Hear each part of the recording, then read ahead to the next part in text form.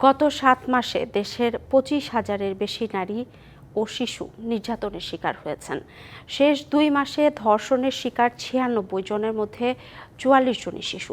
ধর্ষণের ঘটনায় মব সৃষ্টি করে গণপিটুনির ঘটনাও আছে। অনেকের গ্রেপ্তার হলেও থামছে না নির্যাতন। অপরাধ বিশ্লেষকরা বলছেন, নিয়ন্ত্রণ করতে না পারলে পরিস্থিতি আরও ভয়াবহ আকার ধারণ করতে পারে।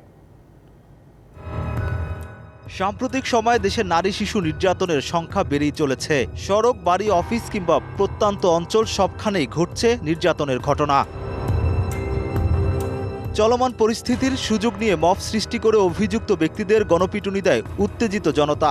সাম্প্রতিক সময় নারায়ণগঞ্জ, নবীনগর, কিশোরগঞ্জ, যশোর সহ অনেক স্থানে ধর্ষণের ঘটনা ঘটে। এসব ঘটনায় কয়েকজন গ্রেপ্তার হলেও থামছে না ধর্ষণের ঘটনা।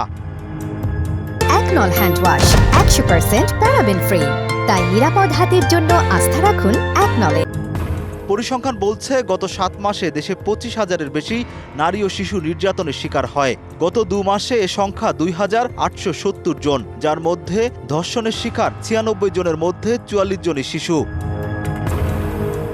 মানবাধিকার সংগঠনের তথ্য বলছে, শুধু জানুয়ারি মাসেই ৩৯ নারী ধর্ষণের শিকার হয়। ফেব্রুয়ারিতে এ সংখ্যা ৫৭ জন।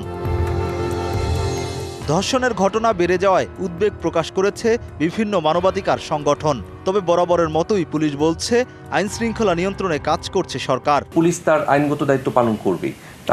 এক্ষেত্রেও যদি দেখা যায় যে তাকে উল্টো তাকে নানান কথা বলছে এবং তার উপর আক্রমণ করতে উদ্যত হচ্ছে বা আক্রমণ করছে, এটি আসলে কোনোভাবে মেনে নেওয়া যায় না।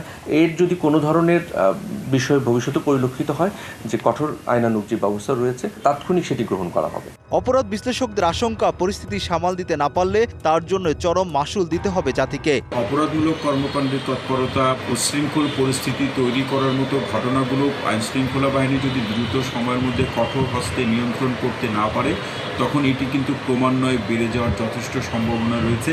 নারীর প্রতি সহিংসতা রোধে জনসচেতনতা বাড়ানোর তাগিদ দেন এই বিশ্লেষক। Rakib Hossain, DBC news, Dhaka.